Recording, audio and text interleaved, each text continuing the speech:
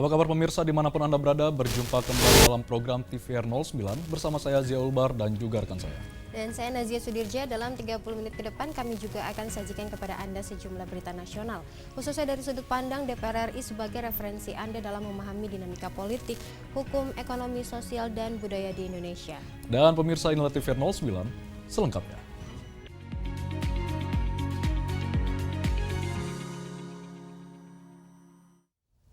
Penanganan bencana di Indonesia libatkan sejumlah kementerian dan lembaga dengan tugas serta kewenangan masing-masing.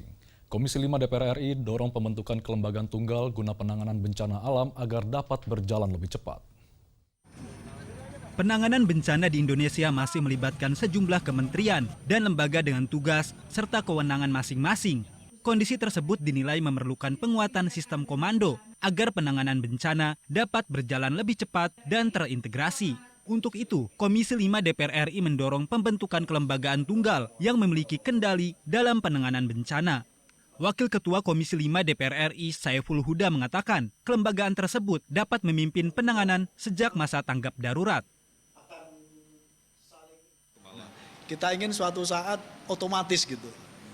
Lembaga ini yang otomatis memimpin gitu. Memimpin penanganan baik dalam masa tanggap darurat maupun pasca tanggap darurat. Gitu. Nah, termasuk lembaga ini memastikan ketersediaan anggaran tadi itu. Ketersediaan anggaran yang tidak perlu kira-kira mengumpulkan anggaran setelah kejadian. Tapi ini anggaran memang sudah standby anytime di kelembagaan ini dan bisa digunakan kapanpun. Kelembagaan tunggal untuk mengurusi soal kebencanaan ini menurut saya penting banget. Lebih lanjut, Saiful menyebut dengan sistem komando yang terintegrasi, penanganan di lapangan dapat berjalan lebih cepat dan terarah. Terlebih, potensi bencana di Indonesia cukup tinggi sehingga kesiapan sistem dan koordinasi perlu diperkuat. Tegar Aziz, TVR Parlemen melaporkan. Pemirsa, anggota Komisi 7 DPR RI Zulkarnaini Ampon menilai kunjungan kontingen Pramuka Aceh dapat menjadi kesempatan bagi generasi muda guna meningkatkan pemahaman terkait tugas dan fungsi DPR RI sekaligus memperkuat wawasan kenegaraan. Mendampingi kunjungan kontingen Jambore Nasional asal Aceh ke gedung DPR RI, Zulkarnaini Ampon Bang menilai kunjungan tersebut dapat menjadi kesempatan bagi generasi muda untuk meningkatkan pemahaman terkait tugas dan fungsi DPR RI sekaligus memperkuat wawasan kenegaraan. Kontingen yang berkunjung merupakan peserta Jambore Nasional ke-12 asal Aceh Barat, Aceh Jaya, Aceh Barat Daya, dan Nagan Raya. Para peserta mendapat penjelasan mengenai tugas dan fungsi DPR RI serta melihat langsung aktivitas di lingkungan parlemen. Anggota DPR RI Zulkarnaini Ampon menyebut, pengalaman tersebut dapat menjadi pengetahuan bagi para peserta dan dibagikan kepada masyarakat di daerah.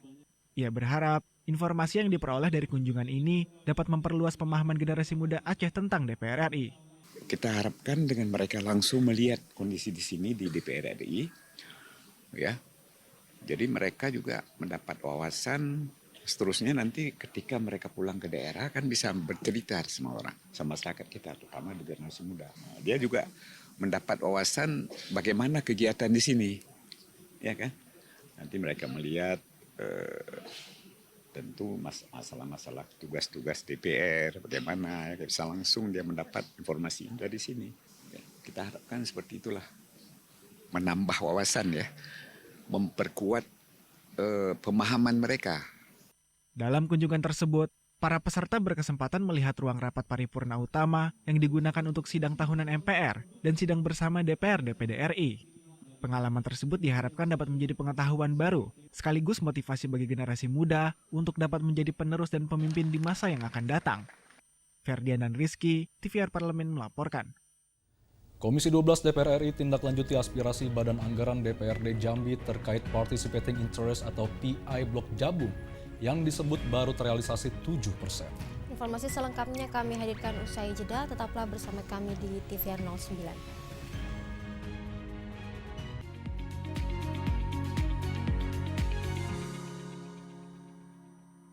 Anda tahu nggak, yang saya marah hari ini, yang namanya pekerja Sritek belum terima pesangon. Belum Bu, sampai sekarang? Belum. Sampai hari ini saya tuh diteleponin terus sama teman-teman, sama pekerja Sritek. Bu Irma tolong, pesangon kami belum dibayar, Bu Irma turun. Aduh, kalian tahu lah. Ya, itu mengganggu hati saya, karena ya saya nggak sanggup membantu mereka, tapi mereka berharap besar ke saya. Itu kan menjadikan persoalan bagi saya pribadi. Ya, menjadi beban moral. Karena saya wakil rakyat. Saya bertanggung jawab loh terhadap aspirasi yang harus saya sampaikan kepada mereka. Mungkin ada yang bisa disampaikan Bu kepada para pekerja Sritek khusus untuk ini Bu? Ya, saya minta teman-teman Sritek, kami di Komisi 9 ya, tetap berusaha, tetap akan berkomunikasi dengan pemerintah ya, dan dengan Kementerian Tenaga Kerja untuk bisa menyelesaikan kasus ini, karena sampai hari ini pesangon masih belum diterima oleh kawan-kawan Sritek. Sabar, mudah-mudahan Tuhan Yang Maha Kuasa memberikan kita rezeki ya, dalam waktu dekat insya Allah mungkin pekerja Sritek bisa mendapatkan pesangonnya. Hanya di TVR Parlemen. Yuk kita kenalan dengan anggota DPR RI periode tahun ini. Dari depan kursi. Di balik kursi. Gini, di balik kursi. Aku ingin menjadi sesuatu yang mungkin bisa kau rindu. Rukun sakabehna. Itulah pokok nama.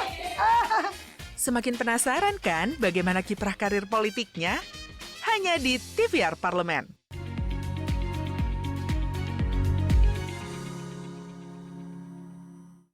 Pemirsa, untuk memastikan status dan skema pemenuhan PI sebesar 10%, Komisi 12 DPR RI akan memanggil SKK Migas, Direktorat Jenderal Migas Kementerian ISDM, serta operator PetroChina.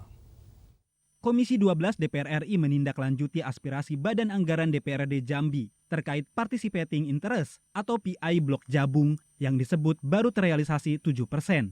Untuk memastikan status dan skema pemenuhan PI sebesar 10%, Komisi 12 DPR RI akan memanggil SKK Migas, Direktorat Jenderal Migas Kementerian ESDM, serta operator PetroChina. Wakil Ketua Komisi 12 DPR RI Sugeng Suparwoto menjelaskan, participating interest dapat dilaksanakan melalui skema aktif maupun pasif.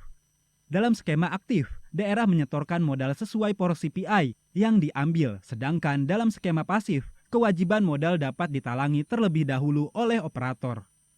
Karena itu, Sugeng menyampaikan, Komisi 12 DPR RI akan menelusuri apakah alokasi 7% tersebut sudah menjadi keputusan final atau masih memungkinkan penyesuaian menuju alokasi 10%. Secara de jure, secara hukum betul, daerah punya hak partisipasi. Tetapi secara de facto dan de jure kalau dia tadi melaksanakan kewajibannya. Jadi itulah tadi. Dan alhamdulillah tadi sudah ketemu satu intinya komunikasi kok. Jadi karena sudah katanya sudah, kenapa enggak 10% atau lebih? Kenapa hanya 7%? Nah itu yang mau kita telusuri. Nah kita pun lantas tadi, apakah betul 7% sudah diputuskan? Kalau belum mau kita diskusikan. Nanti kita panggil di sini ada SKK Migas, ada Dirjen Migas, ada juga operatornya, ada PetroChina katanya dan pemegang saham yang lain. Maka dengan daerahnya tuntas sekalian. Sugeng menambahkan, selain participating interest, Badan Anggaran DPRD Jambi juga menyampaikan aspirasi terkait dana bagi hasil atau DBH. Persoalan penyaluran dan transparansi DBH dinilai perlu turut ditelusuri, mengingat persoalan serupa juga menjadi perhatian sejumlah daerah penghasil. Dodi, TVR Parlemen melaporkan. Badan Aspirasi Masyarakat DPR RI menerima aduan warga Desa Mekarsari, Kecamatan Karangagung Ilir, Kabupaten Banyuasin, Sumatera Selatan, terkait sengketa lahan seluas 258 hektar dengan PT Tunas Jaya Negeriku.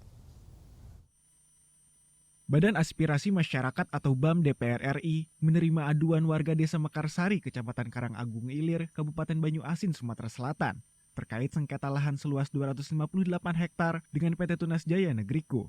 Ketua BAM DPR RI Ahmad Heriawan menyebut, warga mengaku telah menggarap lahan tersebut berdasarkan surat pengakuan hak atau SPH, namun kemudian lahan diklaim masuk dalam hak guna usaha PT TJN.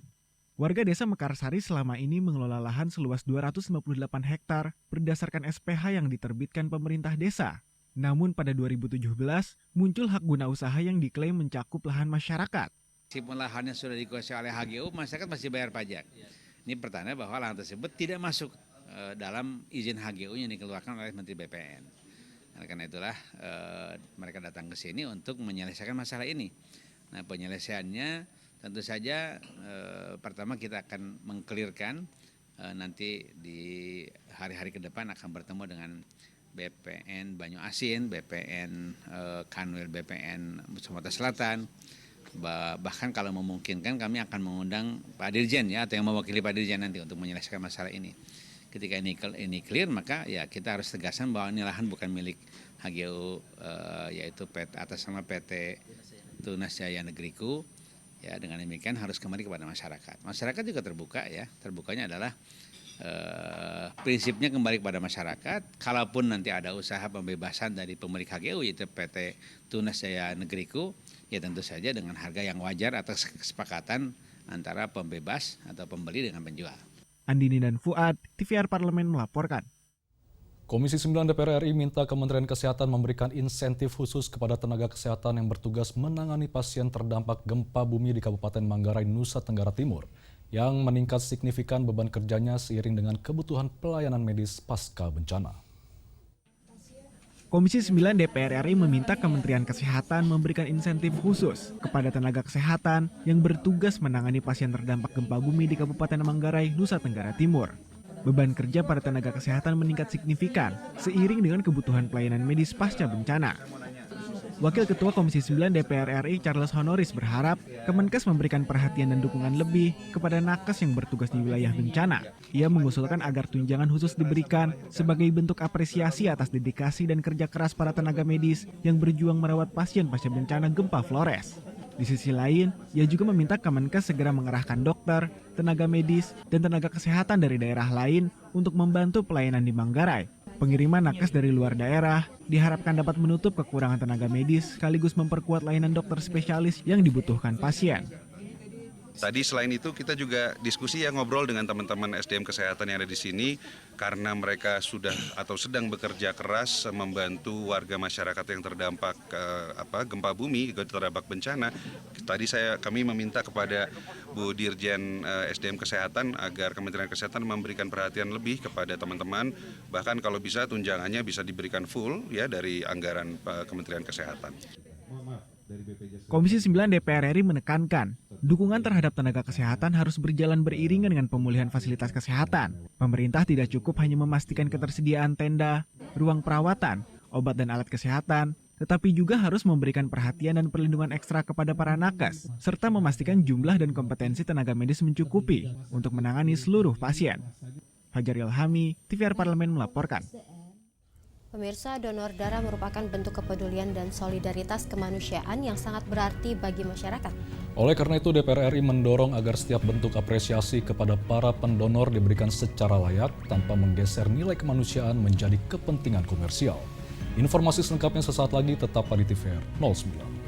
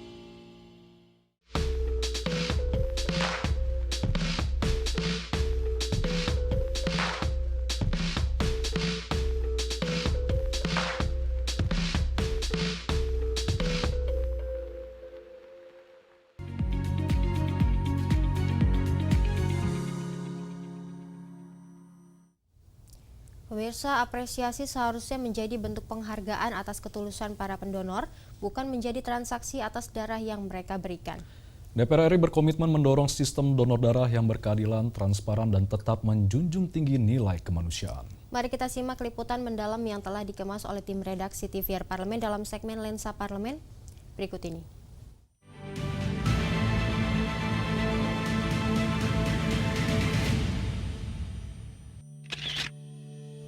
Mengacu pada standar WHO, kebutuhan darah ideal suatu negara adalah 2% dari total jumlah penduduk. Dengan perkiraan jumlah penduduk Indonesia mencapai 280 juta jiwa, kebutuhan darah nasional secara ideal sekitar 5,6 juta kantong per tahun. Namun, Kemenkes menyebutkan pada tahun 2025, ketersediaan darah di Indonesia baru mencapai 4,4 juta kantong.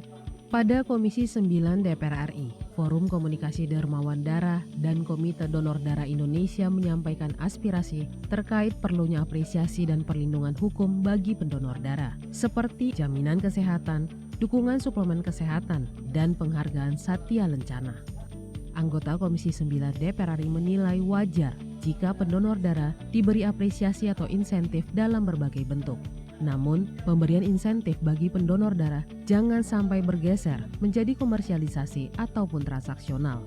Bentuk-bentuk apresiasi atau insentif yang sesuai perlu dirumuskan secara cermat tanpa menggeser semangat sukarela melakukan donor darah. Penyelenggara kegiatan donor darah juga harus diberikan keleluasaan untuk menentukan nilai dan bentuk apresiasi bagi pendonor darah yang berpartisipasi. Ya, memang perlu juga diatur yang namanya insentif untuk bisa memenuhi kebutuhan darah kita yang sampai hari ini belum terpenuhi. Nah, oleh karena itu saya berpikir atau mengusulkan kepada pemerintah tidak masalah juga untuk memberikan insentif. Insentif beda loh dengan komersialisasi. Ya masa iya nanti pendonornya yang sudah 100 kali padahal orang kaya raya mendapatkan perlinsos, kan nggak boleh juga. Tim Liputan TVR Parlemen.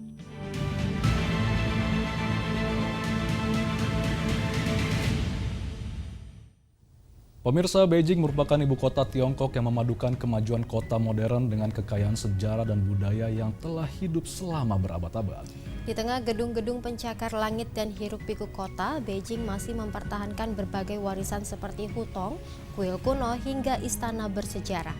Perpaduan antara modernitas dan tradisi inilah yang membuat Beijing memiliki wajah kota yang unik di mana masa lalu dan masa kini hidup berdampingan.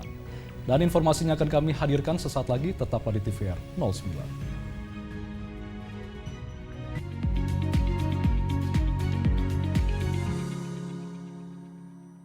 Hari ini ada spesial di Balik Kursi, yuk ikutin semua ya.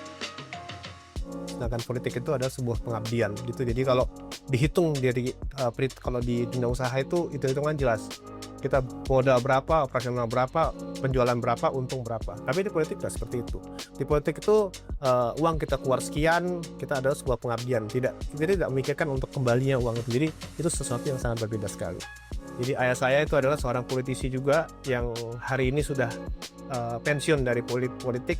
Beliau berkarir politik lebih dari 20 tahun. Jadi itu adalah guru saya, idola saya, dan itu cerminan dari dunia politik saya.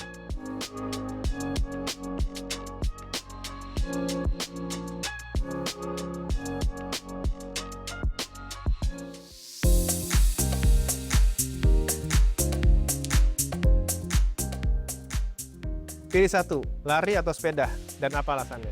Wah, ini berat. Ini berat. Saya pilih hanya di TVR Parlemen.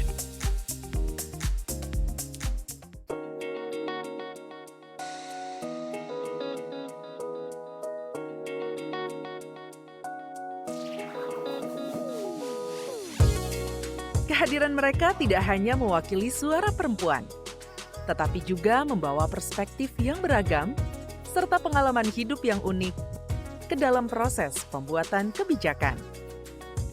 Saksikan Perempuan Parlemen hanya di TVR Parlemen.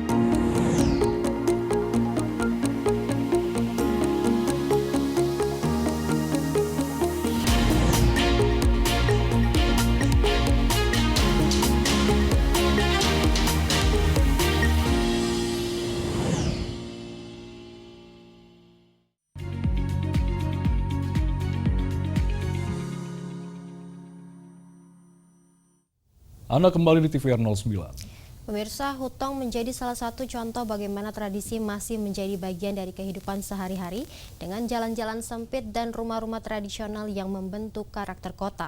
Sementara situs bersejarah seperti Kota Terlarang dan Kuil Langit menjadi pengingat akan panjangnya perjalanan sejarah Beijing di tengah perkembangan kota yang pesat. Nah pemirsa, selanjutnya kita akan menjelajahi Beijing, kota metropolis yang hidup dalam balutan tradisi dalam segmen Intips, informasi dan tips berikut ini.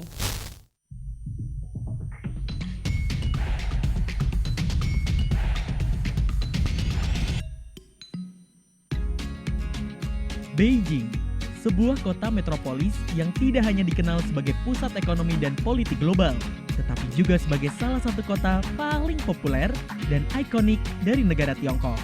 Kota terbesar kedua di Tiongkok ini bukan hanya tentang teknologi canggih atau kepadatan penduduknya saja. Di balik kemegahan modernnya, ada jalur sejarah yang sangat panjang, proses pelestarian budaya yang ketat, serta filosofi hidup yang tetap dijaga oleh masyarakatnya di tengah perkembangan zaman. Lalu, bagaimana sebenarnya Beijing bisa menjadi kota metropolis yang tetap hidup dalam balutan tradisi? Berikut adalah pembahasan selengkapnya tentang Beijing. Sejarah panjang Beijing. Beijing memiliki sejarah yang sangat panjang, bahkan membentang lebih dari 3.000 tahun. Sebagai salah satu kota utama di Tiongkok, kota ini telah menjadi pusat pemerintahan bagi berbagai dinasti besar pada masa lalu, termasuk dinasti Yuan, Ming, dan juga dinasti Qing.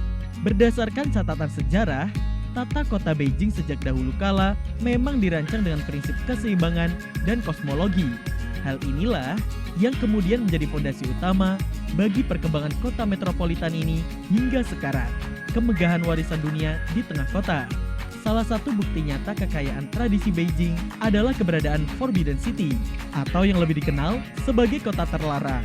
Istana kuno yang terletak tepat di jantung kota ini menjadi simbol kekuasaan kekaisaran masa lalu yang sangat megah.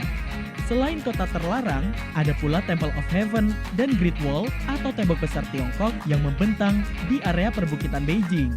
Ini semua adalah bukti nyata bagaimana warisan sejarah kelas dunia tetap dijaga dengan sangat utuh di era modern. Suasana tradisional di dalam kota. Mungkin kita berpikir kota besar hanya berisi beton. Namun, di tengah banyaknya apartemen mewah dan gedung kantor yang futuristik, Beijing tetap mempertahankan apa yang disebut dengan hutong. Hutong adalah ganggang sempit tradisional yang dikelilingi oleh Xiheyuan atau rumah-rumah kotak berpelataran tengah khas Tiongkok kuno. Di sini, lalu lalang kehidupan modern seolah-olah berhenti. Dan sebaliknya, Anda akan menemukan sisi otentik kehidupan warga lokal yang masih sangat tradisional. Kuliner legendaris bebek packing. Pengalaman merasakan tradisi di Beijing tentu tidak akan lengkap tanpa menyantap kuliner legendarisnya, yaitu bebek packing. Hidangan yang sudah ada sejak zaman kekaisaran ini diolah dengan teknik khusus yang sangat detail, seperti memakai kayu bakar dari pohon buah-buahan pilihan. Proses memasak yang cukup lama ini menghasilkan kulit bebek yang sangat renyah dan daging yang empuk. Tidak heran jika hidangan ini menjadi salah satu identitas kuliner yang paling dihormati di dunia. Arsitektur modern yang spektakuler. Sebagai kota metropolis yang dinamis, Beijing juga menunjukkan taringnya lewat arsitektur modern yang memukau mata. Kawasan pusat bisnis atau CBD Beijing dihiasi oleh gedung-gedung ikonik seperti gedung CCTV Headquarters yang berbentuk unik, serta Stadion Nasional Beijing atau yang populer dengan sebutan Bird Nest. Perpaduan struktur modern ini menciptakan kesan kota yang sangat futuristik, namun tetap cocok bersanding dengan elemen kuno di sekitarnya. Simbol ketahanan budaya masyarakat Beijing. Warga Beijing memiliki cara yang sangat unik untuk tetap terhubung dengan akar budayanya. Setiap pagi atau sore hari, taman-taman kota seperti Jingshan Park akan dipenuhi oleh warga yang melakukan tai chi, bermain mahjong, atau menulis kaligrafi indah menggunakan air di atas paving block. Aktivitas santai ini menjadi bukti bahwa di tengah perkembangan zaman, masyarakat Beijing tetap melestarikan tradisi dan budaya tradisional mereka. Cara memiliki pengalaman yang indah saat berkunjung ke Beijing. Untuk menikmati perpaduan antara sisi metropolis dan tradisi Beijing secara maksimal, ada beberapa tips menarik yang dapat Anda coba. Cara pertama, jelajahi kawasan hutong dengan menggunakan becak tradisional atau bersepeda santai di sore hari. Cara yang kedua, datanglah ke kota terlarang saat pagi hari, tepat saat gerbang utama baru saja dibuka, agar Anda bisa menikmati kemegahannya dengan lebih tenang. Kemudian, tutup hari Anda dengan menonton pertunjukan opera Beijing untuk pengalaman budaya yang sempurna. Beijing bukan hanya sebuah kota besar dengan gedung-gedung tinggi yang menjulang, melainkan sebuah kota metropolis yang benar-benar hidup dalam balutan tradisi. Di tengah perkembangan zaman yang cepat, kota ikonik di Tiongkok ini tetap bertahan dengan segala nilai dan identitas sejarahnya. Dari kota Beijing, kita bisa belajar bahwa kemajuan dan masa depan tidak harus membuat kita melupakan masa lalu. Justru, tradisi adalah jalur utama yang membuat sebuah kota metropolis tetap memiliki jiwa dan karakter yang kuat.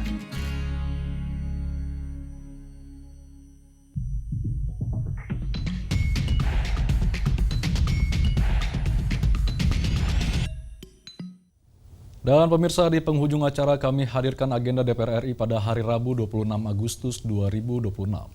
Pada pukul 10 waktu Indonesia Barat, Badan Aspirasi Masyarakat akan menggelar rapat dengar pendapat umum dengan pimpinan daerah Gerakan Pekerja dan Buruh Indonesia Raya Provinsi DKI Jakarta. Dan pada pukul 10 waktu Indonesia Barat, Komisi 2 DPR RI juga akan menggelar rapat dengar pendapat dengan Ombudsman Republik Indonesia, membahas terkait tugas, kewenangan, dan tanggung jawab Kelembagaan Ombudsman Republik Indonesia. Dan sejumlah agenda serta kegiatan DPR RI lainnya dapat Anda akses di website kami di tvrparlemen.dpr.go.id atau melalui kanal YouTube kami di TVR Parlemen. Pemirsa TVR Parlemen, demikian TVR 09 edisi pagi ini. Segenap kru TVR Parlemen yang bertugas mengucapkan terima kasih telah menyaksikan TVR 09 pagi ini. Saya Nazia Sudirja dan rekan saya Zia Ulbar, sampai jumpa di TVR 09 selanjutnya. TVR Parlemen, Referensi Indonesia.